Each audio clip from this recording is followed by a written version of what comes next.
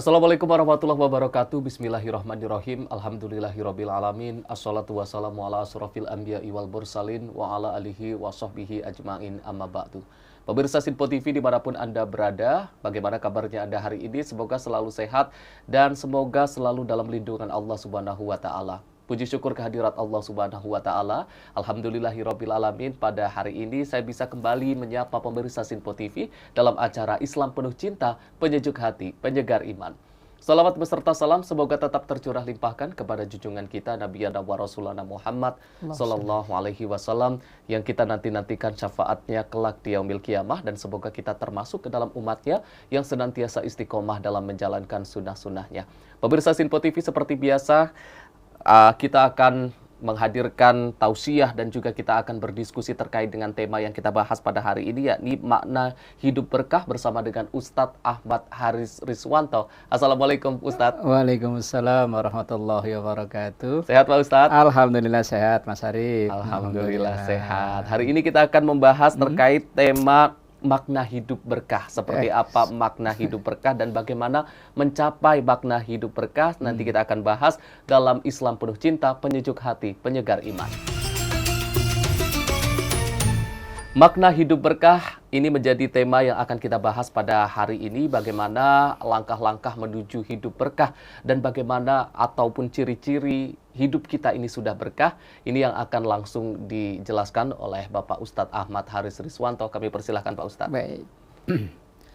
Assalamualaikum warahmatullahi wabarakatuh. Waalaikumsalam warahmatullahi wabarakatuh. Alhamdulillahi wahdah.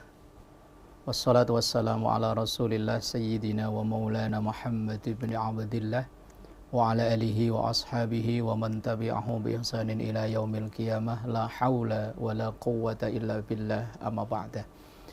Saudaraku pemirsa Sinpo TV dimanapun berada, dan juga Mas Arif, semoga Allah terus mengaruniakan keberkahannya untuk kita semuanya. Amin ya rabbal alamin. Tema kita pada kesempatan yang berbahagia ini adalah meraih hidup berkah. Lah, definisi berkah itu apa? Terkadang masih banyak di antara kita ini yang kurang tepat. Bukan salah lah ya, hanya kurang tepat saja dalam memaknai berkah. Terkadang berkah itu dikaitkan dengan kalau seseorang itu karirnya bagus, jenjang karirnya bagus, naiknya cepat. Lah, kalau jenjang karir jadi ukuran berkah, maka Fir'aun mungkin hidupnya paling berkah, Mas Arif. Fir'aun itu bagus, dia anak raja langsung jadi raja lagi kan. Ada lagi kadang berkah itu dikaitkan dengan ekonomi yang bagus. Sehingga bisnisnya bagus, punya pekerjaan yang dengan gaji yang bagus. Lah kalau seperti itu, kalau berkah kok hanya dikaitkan dengan kekayaan kan, maka lagi-lagi ada tokoh yang lebih kaya dari itu, namanya Qarun. Qarun kan pernah dengar kan ya? Sampai-sampai itu kalau orang Jakarta sini, orang Indonesia sini ada yang gali lubang misalnya, kalau ketemu emas, bilang harta karun. Padahal Qarun itu konon ceritanya ditenggelamkan oleh Allah di bumi Mesir sana. Lah kok bisa nyampe ke Indonesia, yang gondol siapa? Lah kalau kok berkah itu dikaitkan dengan kekayaan, maka Qarun hidupnya paling berkah. Berarti nabi yang miskin nggak berkah. Ada lagi berkah itu dikaitkan dengan kesehatan. Sehingga di usianya yang sudah sepuh, udah lanjut, tapi kesehatannya masih prima. Apakah itu berkah? Enggak juga. Kalau berkah kok dikaitkan dengan kesehatan di usia yang sudah lanjut, maka lagi-lagi Fir'aun. Fir'aun itu konon dalam catatan sejarah, beliau itu nggak pernah sakit. Dari lahir sampai tenggelam di Laut Merah, beliau itu nggak pernah sakit. Makanya kalau orang sekarang kok nggak pernah sakit itu bahaya. Jangan-jangan ada gen keturunan Fir'aun. Tapi ya nggak begitulah ya. Jadi berkah itu tidak selamanya diidentikan dengan kesehatan, dengan karir bagus, dengan ekonomi. Tidak, Mas Arif. Dan ternyata berkah itu juga sesuatu yang banyak kita doa. Tadi ketika Mas Arif mengawali opening acara ini mengucap salam, di situ kan ada Assalamualaikum warahmatullahi wabarakatuh. Berarti mendoakan keberkahan. Kemudian mungkin pemirsa di rumah juga menjawab, saya menjawab. Terus kemudian saya ketika mengawali juga mengucapkan salam, di situ juga ada berkah. Mungkin ribuan atau jutaan penonton di seluruh Indonesia, penonton Sinfo TV akan menjawab Waalaikumsalam warahmatullahi wabarakatuh, saling mendoakan keberkahan. Doa yang paling manjur, doa mau makan. Ya kan, doa paling manjur kan ini, begitu kita doa langsung makan. Itu juga ada terselip kalimat berkah.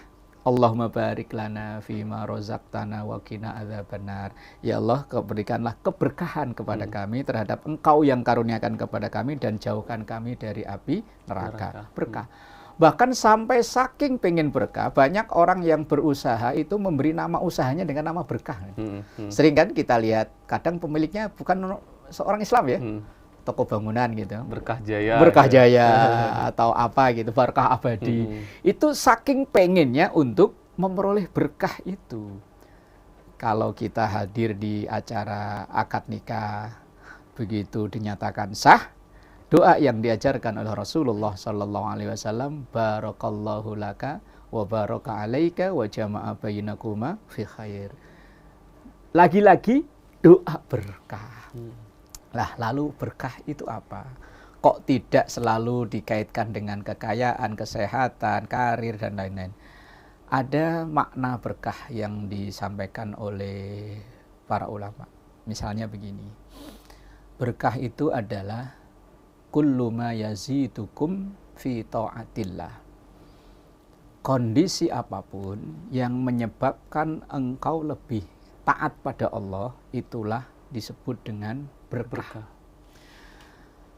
Kalau ia dalam karir yang bagus, ekonomi bagus, kesehatan bagus, tapi itu semua dimanfaatkan untuk ketaatan kepada Allah, berarti ekonominya berkah, kesehatannya berkah, karirnya berkah. Misalnya ada orang yang dulu sebelum menikah itu hidupnya kacau. Ekonominya kacau, kesehariannya kacau, pergaulannya kacau, ibadahnya apalagi. Tapi begitu ia menikah, semuanya tertata rapi. Ekonominya rapi, pergaulan dengan masyarakat sekitar, sosialisasinya rapi, kemudian ibadahnya rapi, berarti pernikahannya berkah. Atau mungkin ketika orang punya rumah baru. Dulu misalnya sebelum punya rumah baru, orangnya ini kacau juga. Tapi begitu punya rumah, alhamdulillah tertata rapi. Berarti itu rumahnya rumah yang berkah. Juga berkah itu selain dimaknai dengan ziyadatul khair, tadi itu bertambahnya ketaatan kita kepada Allah. Berkah itu juga bisa dimaknai dengan as-sa'adah. As-sa'adah itu rasa bahagia, rasa tenang yang ada dalam diri kita. Lah, ketenangan dalam diri kita itu tidak melulu karena karir yang bagus. Ada orang yang dulu ketika di posisi ini masih jabatan yang biasa-biasa saja, hidupnya tenang, adem. Tapi begitu naik, justru malah hidupnya gelisah nggak karuan. Karena mungkin tantangannya makin berat kan, ujiannya makin berat, dan mungkin lawan-lawannya juga makin berat. Malah hidupnya nggak karuan. Dengan anak udah kayak nggak kenal, karena berangkat gelap pulang gelap. Ketemu dia berangkat anak masih tidur, ketika pulang anak sudah tidur, malah hidupnya kacau. Itu bisa jadi mungkin jabatan barunya itu tidak membawa keberkahan buat dia.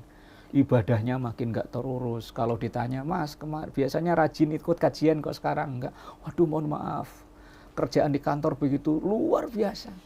Sosialisasi misalnya hari Sabtu, Minggu, libur, kadang kan di komplek tempat tinggal itu ngadain kerja bakti, dia nggak pernah ikut. Ada acara rembuk warga, nggak pernah ikut. Jadi angan keluarga makin jauh, dengan masyarakat makin jauh, itu bisa jadi karirnya nggak berkah. Atau misal, dulu waktu ekonomi masih biasa-biasa saja, kesehariannya bagus. Tapi begitu ekonominya naik, malah kadang berubah. Seperti sahabat Rasulullah, Alqamah, mungkin kita pernah dengar ya. Alqamah itu dulu orang yang mungkin bisa dibilang kekurangan, sampai baju saja gantian dengan istrinya. Minta didoakan oleh Rasul supaya ekonominya bagus. Awalnya Rasulullah menolak, tapi karena Alqamah meminta-minta terus, mohon-mohon terus, akhirnya dikabulkan oleh Rasulullah dan dimodali. Tidak hanya didoakan, tapi dimodali. Konon dalam riwayat itu 2 ekor sepasang kambing. Nah, takdir Allah, qadarullah, ini Alqamah, ekonomi makin bagus, makin bagus, makin bagus. Tapi intensitas kedekatan dengan Rasulullah makin berkurang. Dulu sering ikut ngaji dengan Rasulullah, udah enggak. Dulu sering ikut jamaah, udah enggak. Dulu sering ikut kegiatan di masyarakat mungkin, kayak kerja bakti dan lain-lain kalau bahasa sekarang ya, konteks sekarang, udah enggak. Puncaknya ketika Alqamah ini diminta untuk membayar zakat, ia menolak. Sampai-sampai Rasulullah kalau bahasa kita itu ya kesel ya. Ini orang dulu kalau dia aja begini, ketika berubah begini lah kok malah berubah total segalanya. Sampai Rasulullah pun menolak. Sampai akhirnya ketika Alqamah datang untuk membayar zakat, Rasulullah nggak mau nerima. Kemudian di masa Abu Bakar juga sama. Abu Bakar nggak mau nerima. Sampai Khalifah Umar juga sama. Dan ketika Khalifah Utsman ini dalam riwayat Alqamah diwafatkan oleh Allah. Wallahu alam kasih hasil ceritanya gimana. Ini mungkin kekayaan yang tidak berkah, Mas Arif. Jadi keberkahan itu bisa jadi mendatangkan ketenangan dalam diri kita. Semakin kita ada rasa tenang, bahagia dengan sesuatu yang ada dalam diri kita, insya Allah itu tanda keberkahan. Ya syukur-syukur karir bagus, ekonomi bagus ya, badan sehat, kita bisa bahagia di situ. Nah itu tanda berkah. Kemudian berkah yang selanjutnya itu anfa'un linnas, menjadi pribadi yang lebih bermanfaat. Kalau dulunya dia mungkin belum punya jabatan apa-apa, belum bisa membawa manfaat untuk orang lain. Tetapi ketika punya jabatan, punya power dia di situ bisa bermanfaat. Tentu dalam manfaat dalam sisi, dalam konotasi yang baik loh ya, jangan sampai dimanfaatkan untuk tidak baik kan. Dan Rasulullah Shallallahu Alaihi Wasallam sampaikan khairun nas anfa'uhum linnas. Manusia yang terbaik adalah manusia yang paling bermanfaat. Dan bermanfaat itu macam-macam, ada yang dengan harta, dengan kekuatannya, dengan kekuasaannya, jabatannya, dan lain-lain. Dan insya Allah nanti dilanjut di segmen berikutnya. Wallahu a'lam bishawab. Baik, terima kasih Pak Ustadz. Nanti kita akan lanjutkan lagi obrolan kita terkait dengan makna dari berkah tadi. Tadi kalau boleh menggarisbawahi, jadi berkah itu adalah situasi di mana kita apapun kondisinya bisa lebih dekat kepada Allah Subhanahu wa taala. Pemirsa jangan kemana-mana, usai jeda kita akan kembali lagi, tetaplah bersama kami di Islam Penuh Cinta, Penyejuk Hati, Penyegar Iman.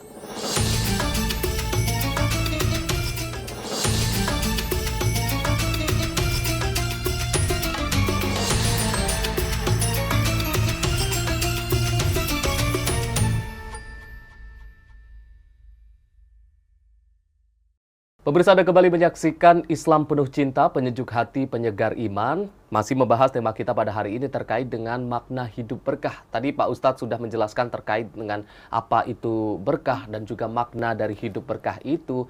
Tapi yang menjadi pertanyaan adalah bagaimana Pak Ustadz kita bisa mencapai hidup yang berkah atau taraf berkah itu Pak Ustadz. Baik. Saudaraku pemirsa Sinpo TV dimanapun berada, juga Mas Arif. Ada keterangan dalam Al-Quran, dalam surah Al-A'raf ayat 96.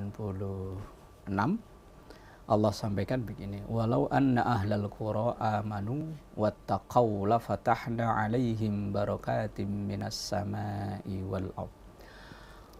Walau anna ahlal qura, dan seandainya penduduk satu negeri itu amanu, iman. Berarti syarat berkah pertama itu iman.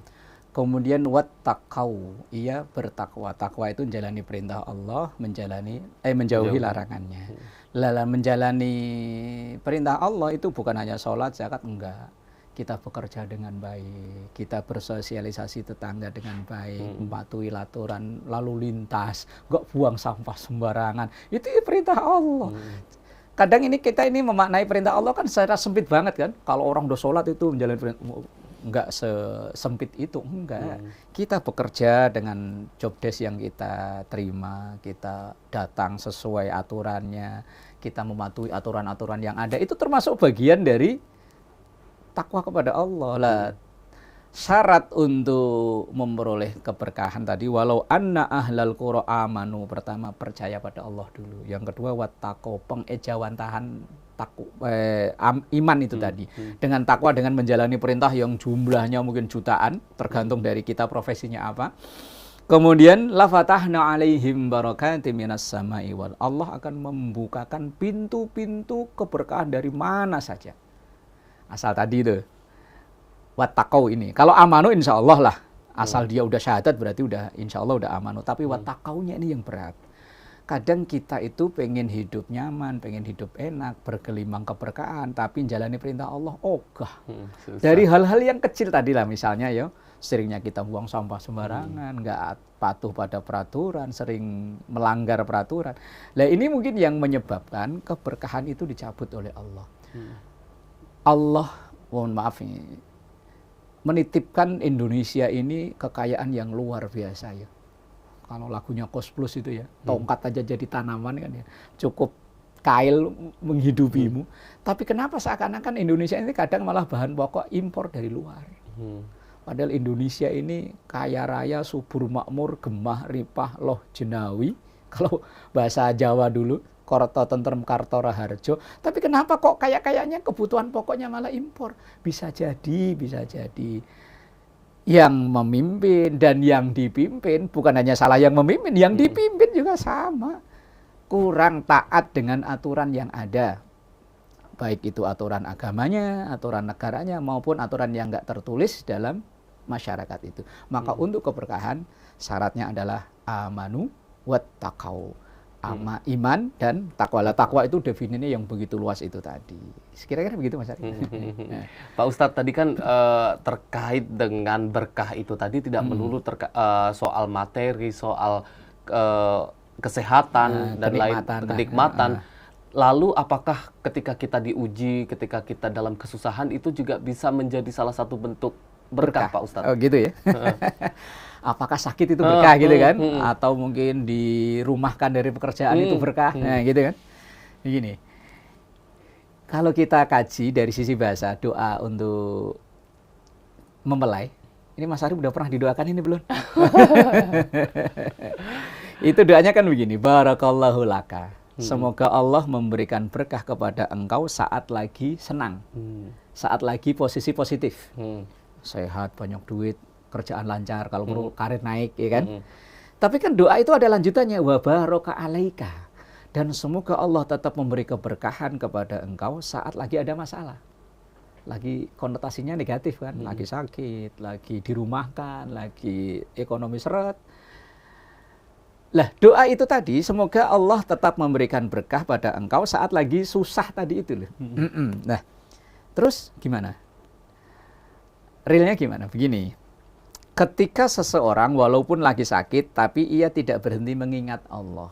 Justru kadang malah ketika sehat nggak ingat, ketika sakit ingat. Ingat, iya. Umpama ya, ketika dia sehat itu sama sekali jarang banget nyebut nama Allah. Tapi begitu sakit langsung, ya Allah. Dengan rintihannya, ya Allah. Nah, berarti itu mungkin sakit membawa berkah.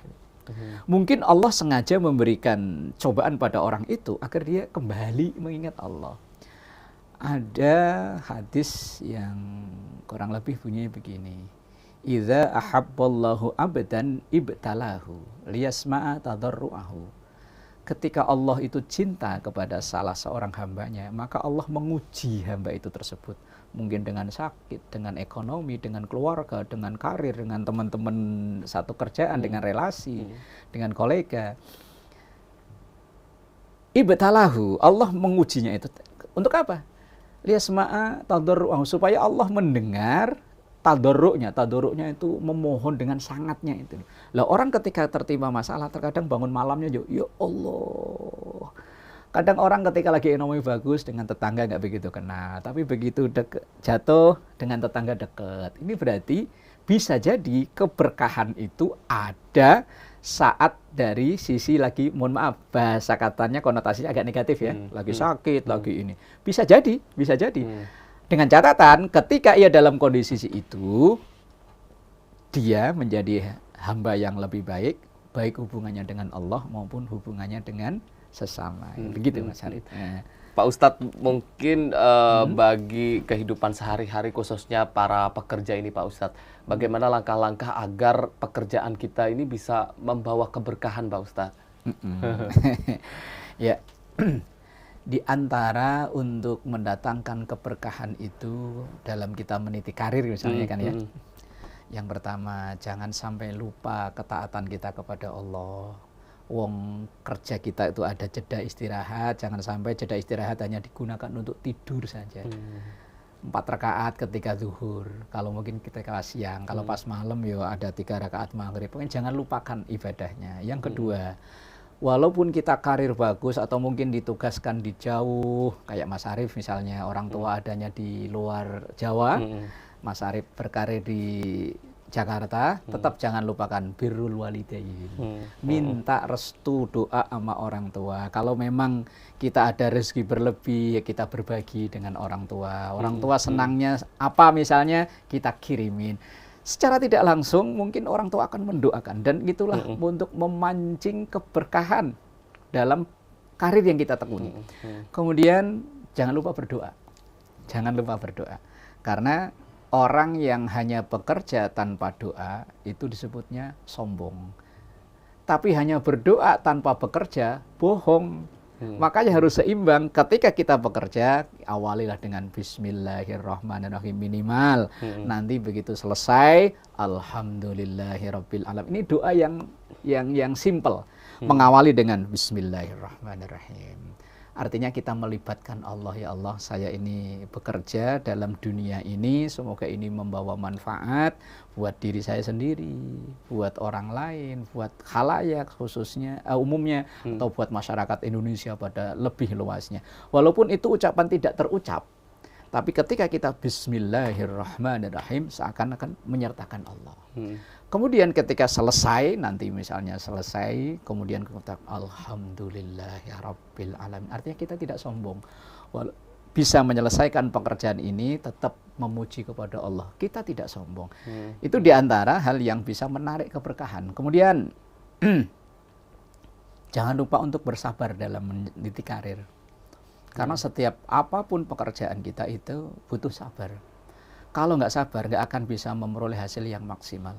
Kita sholat saja, yang paling 5 menit aja butuh sabar. Apalagi kita bekerja yang mungkin 7 jam, 8 jam ya. 7 jam, bener ya, 7 jam kerja, 8 jam kerja. Kemudian kita berada di tengah-tengah rekan-rekan kerja, menghadapi tuntutan pekerjaan terkadang yang menguji kesabaran kita. Itu memang sangat mutlak dibutuhkan.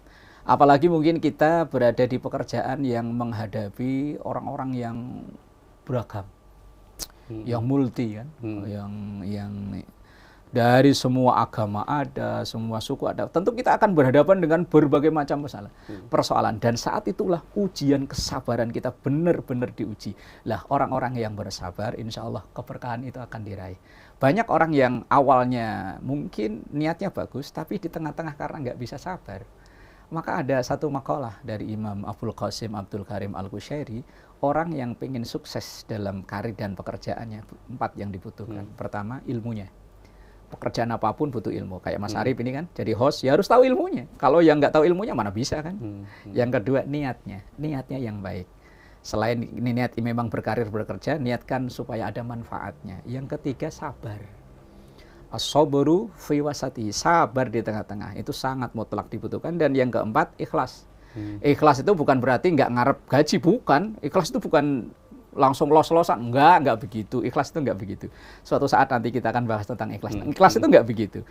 Ikhlas itu pokoknya saya menjalani lillahi ta'ala, tantangan ujian itu pasti ada, tapi kalau bismillah, insya Allah akan ada solusi atau akan jalan yang terbaik. Nanti selesai jangan sombong, tetap mengucap Alhamdulillah. Itu diantara pengen keberkahan yang kita raih dalam segala aktivitas kita, terutama pekerjaan dan karir kita. Wallahu a'lam. Gitu, Mas. Baik, Pak Ustadz, kadang kita kan ketika sudah menerima sesuatu, mungkin sesuatu yang positif, karir bagus, kesehatan bagus, dan lain sebagainya, kadang nggak sadar ini apakah ini berkah atau enggak gitu. Kadang kita jauh dari Allah dan kita nggak sadar gitu. Untuk kembalinya itu seperti apa, Pak Ustadz? Baik. Nah, tadi kita sadarkan diri kita bahwa Kali lagi ini titipan Allah, bisa kapan-kapan diambil. Ini akan ada berkahnya kalau menjadi wasilah kita menjadi hamba Allah yang lebih baik. Tapi kalau sebaliknya, titipan-titipan karir, kesehatan, ekonomi macam-macam kok justru kita makin menjauh dari Allah, menjauh dari masyarakat. Ini tanda bukan musibah, bukan berkah tapi malah musibah. Maka kembalikan bahwa ini titipan Allah. Kita harap ada keberkahan yang memancing atau mendatangkan ridho dari Allah Subhanahu wa taala. Wallahu a'lam bishawab. Wallahu a'lam bishawab. Terima kasih Pak Ustadz atas penjelasannya terkait dengan hidup berkah ini. Mudah-mudahan kita semua mampu meraih keberkahan dalam hidup, dalam kondisi apapun, dalam kondisi sulit maupun dalam kondisi yang lapang. Mudah-mudahan kita mampu meraih berkah dari Allah Subhanahu wa taala. Pemirsa, terima kasih yang sudah menyaksikan kami dari awal hingga akhir. Jangan lupa terus saksikan Islam Penuh Cinta hanya di Sinpo TV setiap hari jam 4:30 pagi. Saya Arif Rifai, mewakili seluruh kru yang bertugas. Mohon maaf apabila ada kesalahan. Billahi taufik wal hidayah. Wassalamualaikum warahmatullahi wabarakatuh. Bismillahirrahmanirrahim. Rabbana taqabbal minna innaka antas samiul alim wa tub alaina innaka antat tawwabur rahim. Sallallahu ala sayyidina Muhammad wa ala alihi wa sahbihi wa sallam. Walhamdulillahi rabbil alamin. Wassalamualaikum warahmatullahi wabarakatuh. Waalaikumsalam warahmatullahi wabarakatuh.